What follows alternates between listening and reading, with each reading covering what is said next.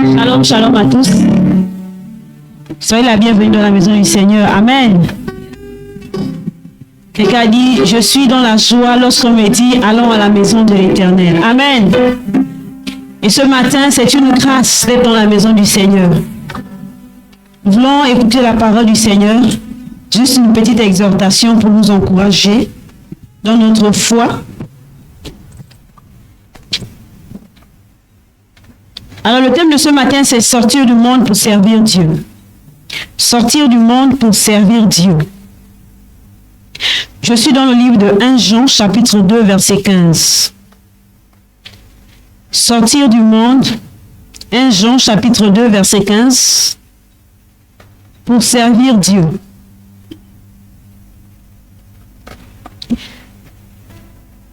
Alors, avant de lire le verset, je voulais déjà donner une définition de ce qu'est le monde, parce que il y a plusieurs définitions. Et ce matin, nous voulons nous appesantir sur une seule définition qui va nous aider à mieux comprendre. Parce que souvent, les gens disent, je ne suis plus de ce monde, je ne suis plus dans le monde et tout. Et nous voulons comprendre, avec mes mots, bien sûr, la définition du monde.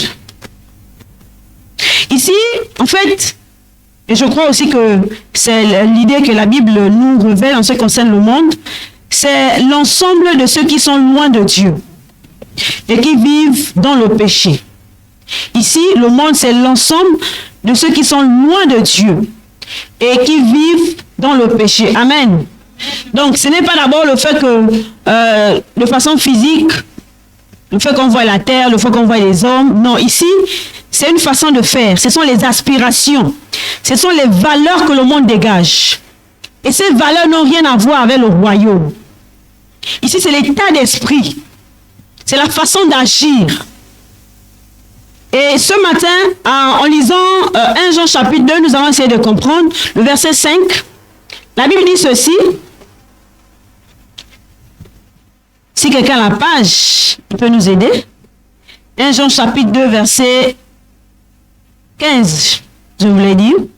La Bible dit ceci. N'aimez point le monde, ni les choses qui sont dans le monde. Si quelqu'un aime le monde, l'amour du Père n'est point en lui. Je vais relire.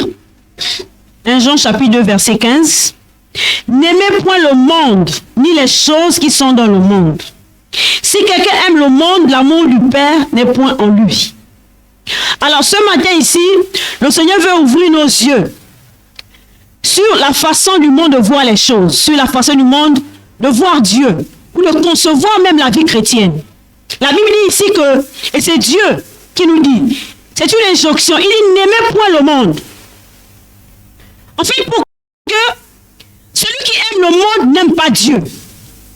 Même s'il vient à l'église, même s'il prie, même s'il lit beaucoup de choses concernant la vie chrétienne, mais en réalité, s'il aime le monde, la Bible dit que l'amour du Père n'est point en lui. Alors, au verset 16, il dit ceci. Car tout ce qui est dans le monde, la convoitise de la chair, la convoitise des yeux et l'orgueil de la vie ne vient point du Père, mais vient du monde. Pourquoi? Parce qu'en réalité, comme je disais tout à l'heure, le monde a ses valeurs, le monde a sa façon de voir. Et parmi les choses qui sont dans le monde, on parle ici de la convoitise de la chair, la convoitise des yeux et l'orgueil de la vie. Toutes ces choses, ce sont les choses que le monde renferme. C'est vrai qu'il y a d'autres choses. Mais c'est à cause de ces choses que le Seigneur ne veut pas que nous puissions aimer le monde. Parce que ces choses sont contraires à sa volonté, sont contraires au royaume des cieux. Alléluia. Et vous allez voir des expressions. Pourquoi? Parce que comme je disais, le monde a sa façon d'agir. Le monde va te dire, fais ce que tu veux. Fais tout ce que tu veux. On ne vit qu'une seule fois. Tu as tout le temps de faire ce que tu veux. Et c'est sa conception des choses. Même de voir la vie chrétienne. Certains pensent qu'ils ont le temps de faire ce qu'ils veulent. Parce qu'ils pensent que la vie est entre leurs mains. Ils décident quand est-ce qu'ils vont quitter cette terre-là. Ils pensent que, en fait, tout le temps les appartient. Et ils font comme ils veulent. D'autres vont aller s'enivrer. Ils vont les faire tout genre de vices. Pourquoi? Parce qu'ils pensent qu'ils ont leur vie entre leurs mains. Et dans le livre de Jacques, chapitre 4, verset 4, la Bible va dire ceci. Jacques 4, verset 4. La Bible dit, adultères que vous êtes, ne savez-vous pas que l'amour du monde est inimitié contre Dieu? Celui donc qui veut être ami du monde sera ennemi de Dieu. Donc ici, Dieu veut nous faire comprendre que si moi je suis là pour m'attacher au monde, si je suis là pour aimer le monde, telle que la définition que nous avons donnée tout à l'heure là, en fait, la Bible nous appelle des adultères. Souvent, lorsqu'on parle d'adultère, c'est un homme qui est déjà marié et il va prendre une autre femme. Mais en fait, c'est comme ça aussi que Dieu voit toutes les personnes qui veulent non seulement vouloir marcher avec lui, mais aussi qui veulent mettre le monde dans cette marche-là. Dieu dit non, ça ne marche pas comme ça. Il nous appelle adultères. Parce qu'on ne peut pas marcher en même temps avec Dieu et en même temps avec le monde. Dieu veut que l'on fasse un choix. Et Dieu nous a donné ce qu'on appelle le libre arbitre. Ça veut dire que dans ce libre arbitre-là, tu as la capacité de décider. Tu peux dire, aujourd'hui je décide, je prends l'engagement de marcher avec le Seigneur et de renoncer au monde. Et le problème aussi, c'est que Satan va mettre comme un voile, il va aveugler l'homme. Comme pour dire à l'homme que, en réalité, ce qui est plus important, ce sont les choses de ce monde. Il faut t'y attacher. Parce que sans ces choses, en réalité, tu n'as pas de vie. Alors, j'aimerais ce matin nous encourager, frères et sœurs, pour que nous comprenions ce qui est essentiel pour nous. Pour que nous comprenions ce qui est urgent pour nous. La Bible dit, n'est-ce pas, n'aimez pas le monde ni les choses qui sont dans ce monde-là. Pourquoi? Parce que ce monde passe. Ça convoitise aussi. Alléluia. Le monde passe, frères et sœurs. Vous savez, l'avenir du monde ne présage rien de bon. Ça ne présage rien de bon. Lorsque nous lisons la Bible, nous comprenons qu'un jour, ce monde prendra fin. C'est pourquoi il est important pour nous de ne pas rester attachés à ce monde. Beaucoup se confient dans ce monde, dans les richesses de ce monde. Et Satan va les faire croire qu'en fait, ces choses sont plus importantes que ta foi. Ces choses sont plus importantes que la vie éternelle que Dieu te donne. Et l'autre chose qu'il faut comprendre, c'est que le monde est sous la puissance du malin. Nous avons toujours 1 Jean chapitre 5, verset 19. 1 Jean chapitre 5, verset 19.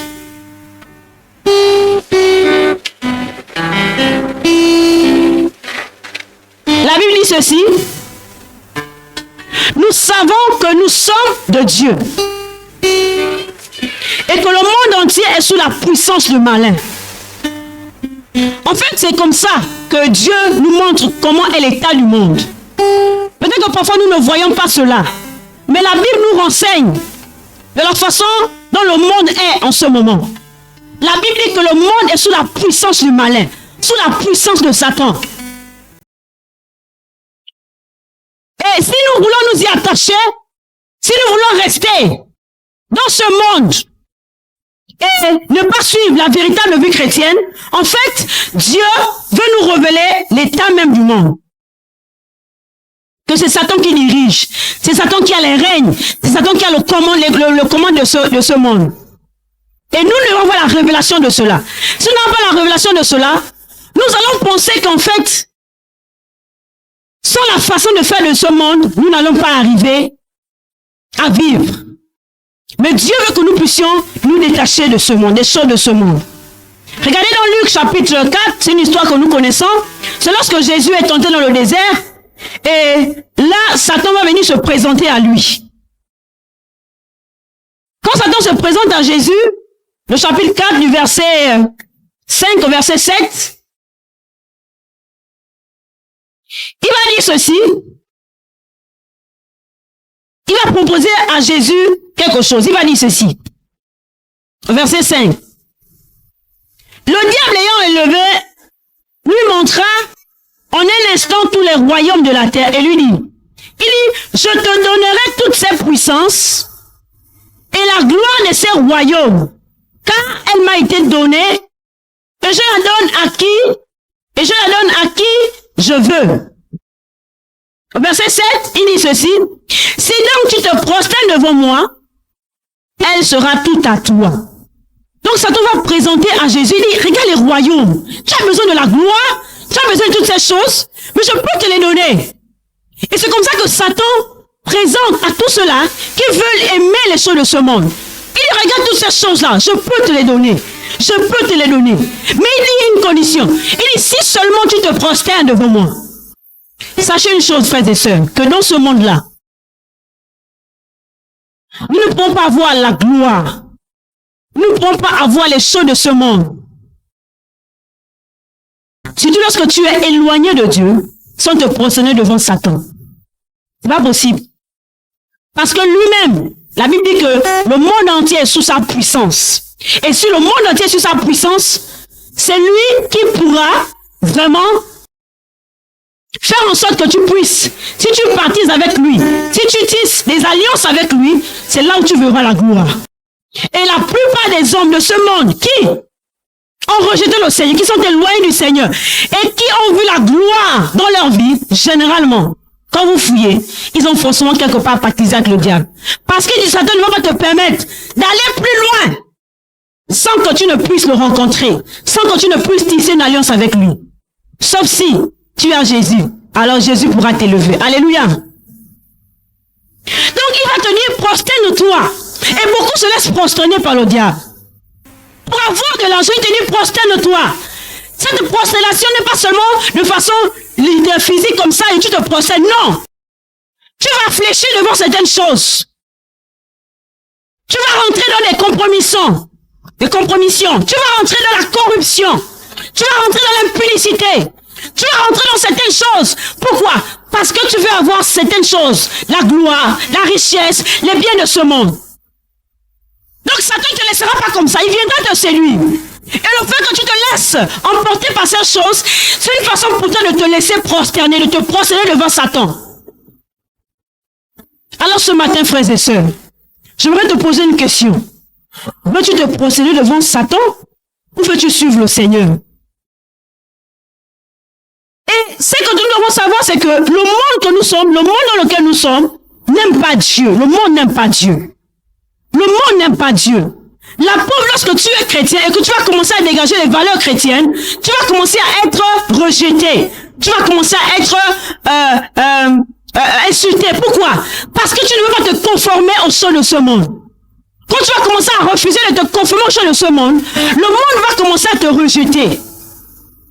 C'est pourquoi si jusque-là, tu sens que le monde comment dire, le monde ne te hait pas, si tu sens que depuis là, le monde ne te rejette pas, c'est que quelque part, tu vas dans le même sens que le monde. Parce que celui qui a Jésus, celui qui a donné radicalement sa vie au Seigneur, quand il va commencer à manifester les valeurs chrétiennes, quand il va commencer à vivre la véritable vie chrétienne, le monde va commencer à être dérangé. Que ce soit au travail, dans ta classe, partout, dans ta famille, il y a certaines choses que tu vas commencer à ne plus faire. Tu vas commencer à être rejeté. Pourquoi? Parce que le monde n'aime pas les valeurs de Dieu, les valeurs du royaume. Et c'est en cela que tu sauras si tu es véritablement chrétien. C'est en cela que tu sauras si tu as véritablement accepté le Seigneur Jésus. Si jusque-là, tu ne sens pas les choses autour de toi, les gens commencent à se remuer par rapport à ta nouvelle vie, c'est qu'il y a quelque chose qui ne s'est pas encore passé dans ta vie, la nouvelle naissance, l'engagement véritable avec Jésus. Alléluia. Et ce matin, le Seigneur veut que nous puissions nous engager véritablement avec lui. Plusieurs personnes aujourd'hui viennent à l'église.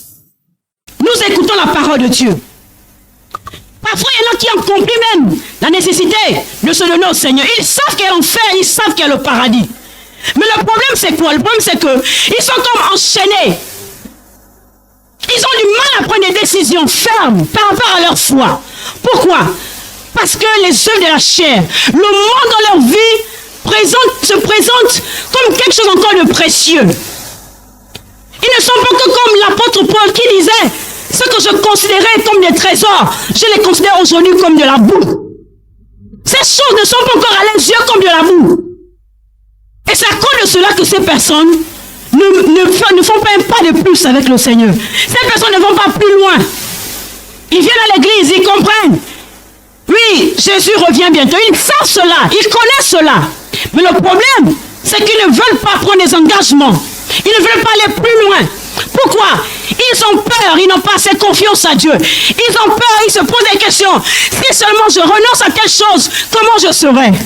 Et c'est ça aujourd'hui le problème. Mes frères et sœurs, je voudrais te dire ce matin, comme beaucoup de toutes les personnes qui ont pris l'engagement de ne plus regarder en arrière et de marcher avec le Seigneur ne les a jamais abandonnés. Alléluia. Je voudrais te dire ce matin de faire confiance au Seigneur. Pourquoi tu as peur de te donner sincèrement au Seigneur? Il y a quelque chose qui te retient. Quelle est cette chose? Est-ce que cette chose est plus précieuse que la vie éternelle que je te donne? Tu vas comparer cette chose à quoi? Par rapport au salut que Jésus t'a donné. Est-ce que cette chose a plus de valeur que cela? Ce matin, j'aimerais nous interpeller. Beaucoup ont peur de faire un pas de plus. Beaucoup même traînent à se baptiser parce que, effectivement, il y a un point, il y a quelque chose qu'ils ne veulent pas renoncer. Mais ce matin, je me retiens, frères et sœurs, renonce. Renonce à cela, parce que Jésus a de mieux pour toi. Vous savez, Satan va te dire que, mais si tu te donnes, il y a certaines choses que tu vas commencer à ne plus faire. Mais en fait, il te fait croire que ces choses sont plus précieuses. C'est l'image qu'il te donne. La Bible dit que Satan a jeté un voile. Et ce voile-là va empêcher les gens de voir briller la splendeur de l'évangile. Mais ce matin, je prie au nom de Jésus que ce voile soit déchiré. Et que tes yeux spirituels s'ouvrent. Je prie que le Saint-Esprit mette un collier dans tes yeux. Afin que tu vois que sans Jésus, tu ne peux rien. Et que sans Jésus, c'est toi en enfer. Jésus te donne la vie gratuitement. Jésus te donne le salut gratuitement. Si seulement tu viens en lui, tu crois en lui. Et si tu prends cette décision, ne regarde pas ce que tu perdras ou tu ne perdras pas. Jésus veut seulement que tu viennes à lui. Pourquoi? Parce qu'il a un plan merveilleux pour toi. Rappelez-vous, il dit, je vous donne un avenir et de l'espérance. Dieu a mieux pour toi. Peut-être que tu penses que les conditions dans lesquelles tu te trouves sont des bonnes conditions. Mais je vais te dire ce matin, frères et sœurs, Dieu a de meilleurs pour toi, des meilleures choses pour toi. Des choses qui ne sont même pas montées à toi, des choses que tu n'as jamais imaginées. Mais Dieu ne peut pas te les révéler si tu ne viens pas à lui. Dieu ne peut pas déclencher le processus du plan qu'il a pour toi. Si seulement tu ne prends pas, tu ne fais un pas de plus. Il faut que tu fasses un pas de plus. Il faut que tu te décides. Il faut que tu renonces à certaines choses. Pour dire, Seigneur, longtemps j'ai beaucoup traîné. Longtemps j'ai résisté à ton évangile. J'ai beaucoup parfois raisonné. J'ai eu peur de laisser certaines choses. J'ai eu peur de faire certaines choses. Mais ce matin, je prends l'engagement de marcher sincèrement avec toi. Dieu veut ton cœur. Avec Dieu, ce n'est pas à moitié. La Bible dit que tu aimeras le Seigneur de tout ton cœur, de toute ton âme, de tout ton esprit, de toute ta pensée. Est-ce que ce matin tu aimes le Seigneur à ce degré? Dieu veut cela. Vous savez, parfois il y en a qui se disent, ça va pas quelques mois, ça fait quelques mois j'ai discuté avec une fille, je lui parlais de l'évangile. L'une des choses qu'elle me disait, elle me dit, oui c'est bien mais j'ai du mal à laisser la bière. C'est dur, j'ai du mal à laisser la bière. Et je lui ai dit qu'en réalité, le problème c'est que certaines personnes se disent qu'ils ont eux-mêmes les forces. Ils ont la capacité de laisser d'abord toutes ces choses, après ils viendront au Seigneur. Mais c'est le Seigneur qui te donne la capacité. La Bible déclare que celui qui donne le vouloir et le faire. Viens d'abord à lui et tu te confies à lui, il te donnera la force. Sans Jésus, sans engagement total, qui va t'aider à sortir de là? Qui va te donner la force de dire non au péché? Parce que tu comptes sur tes propres forces, tu comptes sur tes propres capacités, ce n'est pas possible. Parce que c'est le Saint-Esprit qui te donne. La Bible dit, ce n'est pas par la force, mais c'est par le Saint-Esprit. Alléluia. Donc Dieu veut que nous puissions nous détacher de ce monde et d'accepter le salut qu'il nous donne. Alors ce matin, le Seigneur veut que tu sortes. Tu sortes de la religion.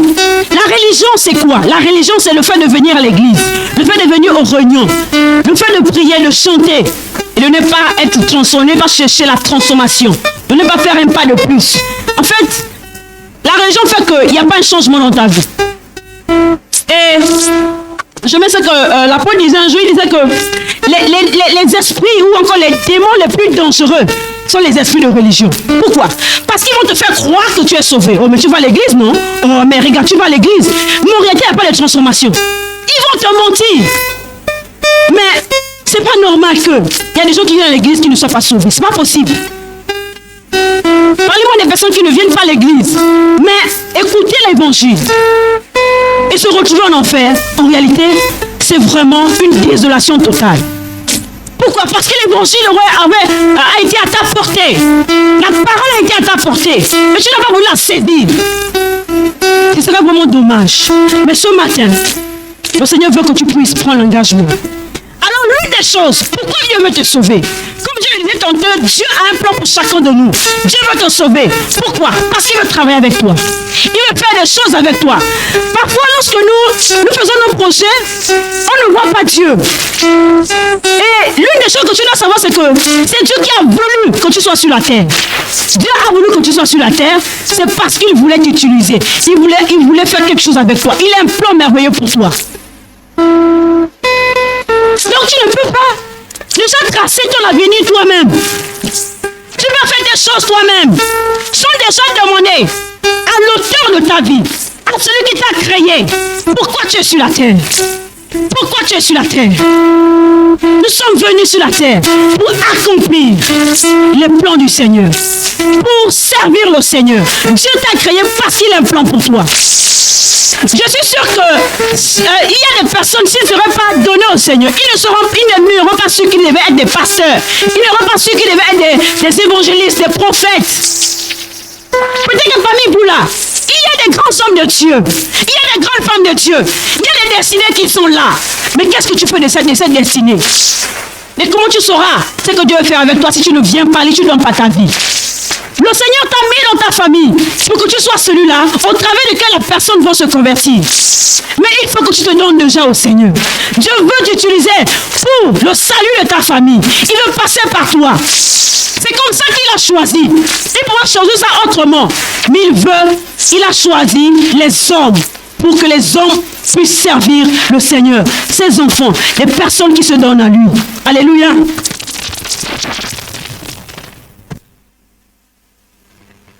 Nous allons lire dans Actes chapitre 1, verset 8. C'est un verset que l'on connaît. Actes chapitre 1, verset 8.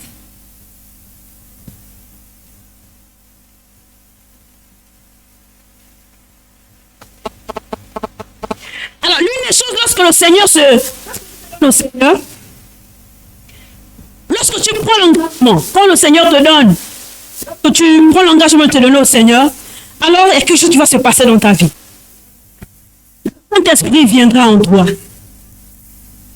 Le Saint-Esprit viendra en toi pas juste pour être comme ça, pour savoir que non, tu as le Saint-Esprit. Non, il viendra pour faire des choses. Mais vous recevrez une puissance du Saint-Esprit survenant sur vous et vous serez mes témoins Judée, jusqu'aux extrémités de la terre. Dieu veut que tu sois le témoin. Tu sois son témoin dans ta famille, là où tu travailles, dans ton école.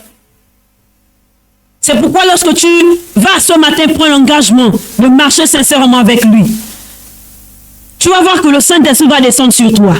Et tu vas commencer à voir des nouvelles choses, la façon de vivre la vie chrétienne. Tu vas avoir le goût, tu vas commencer à avoir le dégoût du péché. Tu vas commencer à aimer les gens autour de toi. Tu vas commencer à pardonner. Tu vas commencer à faire des choses. Et l'une des choses aussi que tu vas faire, tu vas commencer à parler de Dieu. Parce que le Saint-Esprit va te pousser. Là, quand c'est poussé par le Saint-Esprit que les hommes parlent de sa part. Et tu vas commencer à voir l'urgence même du salut. Tu vas commencer à comprendre que ton frère, ta soeur, ton parent qui est à côté de toi, s'il n'a pas Jésus, il risque d'aller en enfer, frères et sœurs. Et ce matin, le Saint-Esprit veut faire de toi un témoin. Alléluia. Il faut que tu sois un témoin. Mais ce témoin passe d'abord par le fait que tu prennes conscience que ta vie est précieuse et que tu as besoin de donner ta vie au Seigneur. Non seulement soi, mais tu as besoin aussi de te lever. Tu dois te lever. Alors, regardez l'histoire de quelqu'un. C'est l'apôtre Paul, toujours dans Actes. nous sommes presque à la fin.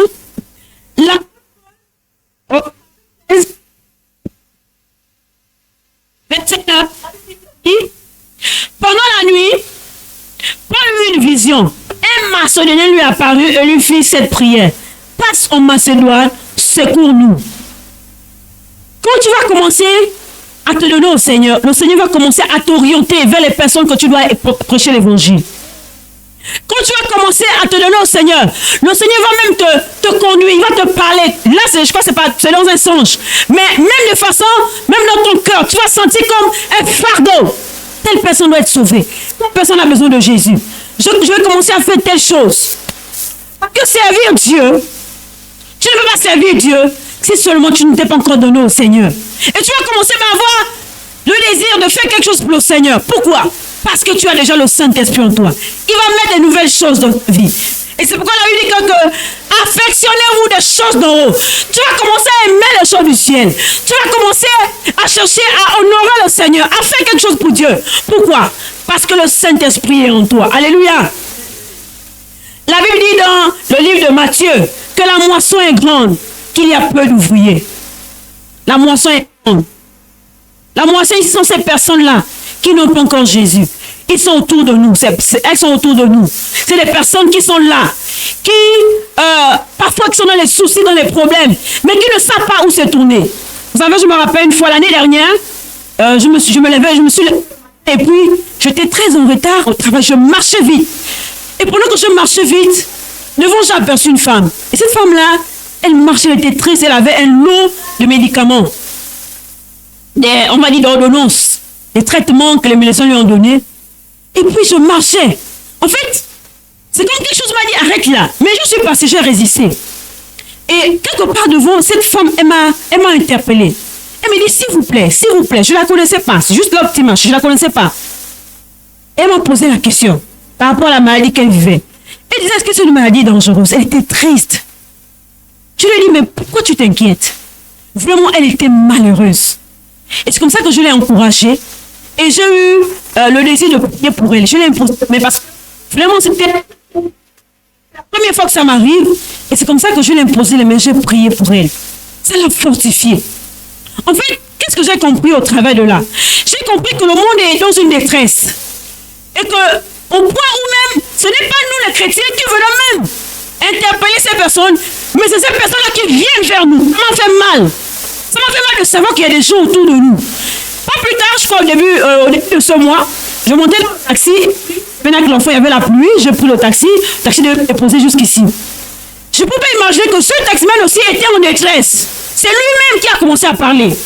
Oh, il y a telle personne, il veut se rencontrer avec moi, il va m'aider dans des choses bizarres, je ne comprends pas, comment tu comprends ça et tout et tout. Et il a commencé à m'expliquer certaines choses. Et Dieu a permis que je puisse lui parler de Jésus. J'ai dit, mon frère, si tu ne veux pas que cette personne t'influence et t'amène dans des choses horribles, vraiment, donne ta vie à Jésus. Donne ta vie à Jésus. Donc, c'était juste des exemples pour vous dire que, à côté de vous, parfois vous dites que cette personne se porte bien, mais il y a des personnes qui sont en détresse. C'est pourquoi Jésus a dit que la moisson est grande. Il y a des personnes en détresse. Peut-être dans ta vie, peut-être dans ta famille, autour de toi. Tu as comme l'impression que les gens que tu vois parfois bien habillés comme ça, mais les personnes sont en détresse. Mais Dieu a besoin de nous, parce que les jours sont proches. Jésus revient bientôt. Il faut que tu te lèves. Il faut que tu sois un instrument. Il faut que tu sois celui-là que Dieu va utiliser. Alléluia. Et l'apôtre Paul va se servir, va se disposer. Il va se disposer en ouvrier pour le Seigneur. Et voyez combien de fois, lorsque vous lisez son histoire, Dieu l'a emmené un peu partout. Pourquoi il était déjà disposé pour le Seigneur? Mais l'une des choses, c'est que Paul a été visité par le Seigneur. Il a suivi Jésus. Et comme il a suivi Jésus, Jésus a commencé à l'utiliser. Et ce matin, j'aimerais nous encourager, frères et sœurs, de savoir que le monde que vous voyez, le monde passe. Il n'y a pas de bonnes nouvelles pour ce monde-là. Ce monde finira. Ce monde sera détruit. Donc on ne peut pas nous attendre, on ne peut pas s'attacher. On ne peut pas se confier dans ce monde. Pourquoi? Parce que ce monde déçoit. Ce monde-là, un jour prendra fin. Mais Dieu veut que toi, tu prennes l'engagement de le suivre et de faire un pas de plus. Qu'est-ce qui te retient? Qu'est-ce qui t'empêche de s'engager au Seigneur? Qu'est-ce qui fait que depuis longtemps, quand ton courage te dit, toi. Depuis longtemps, il est dans ton Seigneur. Qu'est-ce qui fait que tu ne fais pas un pas de plus? Tu ne te donnes pas sincèrement au Seigneur. Le Seigneur, il te tend la main. Il dit, je pose devant toi la vie et la mort. Il dit, prends la vie. Parce qu'il sait que la vie est bonne pour toi. Les choses que tu vois, que Satan veut te faire croire que ces choses, en réalité, tu ne vas t'en passer. En réalité, ces choses-là, ce sont les choses qui passeront. Mais Dieu veut que tu puisses avoir la vie. Dieu veut te donner la vie éternelle. Et cette vie n'est pas comparée avec toutes les choses que tu peux avoir sur cette terre-là. Ni les milliards, ni les maisons, ni toutes les richesses de ce monde ne valent le salut que Jésus te donne. Alors pourquoi ne pas accepter ce salut? Pourquoi ne pas décider déjà d'ouvrir ton corps totalement et te donner au Seigneur? Ce matin, je prie le Seigneur que dans ton cœur, ce matin, tu prends l'engagement et dis Seigneur Jésus. Pourquoi? Mais parce que la Bible dit que on ne connaît ni l'heure, ni le jour que Jésus vient. Et même si Jésus ne vient pas tout de suite, la mort peut arriver à tout moment. Je ne souhaite pas la mort à qui que ce soit ici, mais ça peut arriver. Il y a des gens qui sont autour de nous connaissons qui ont déjà quitté cette terre-là. Mais comment ces personnes sont parties? La question c'est ça. Si Jésus vient tout de suite, bien si la mort arrive, est-ce que tu es sûr d'aller au ciel? Si tu n'es pas sûr, si tu sens que quand tu n'es pas sûr d'aller au ciel, tu peux encore faire cette prière, cet engagement. Et dis Seigneur, je veux m'engager, je veux te suivre toute ma vie. Et si tu fais cette prière, le Seigneur vient dans ton cœur par son esprit et tu as la vie éternelle. Alléluia. Est-ce qu'on peut baisser nos têtes pour faire la prière?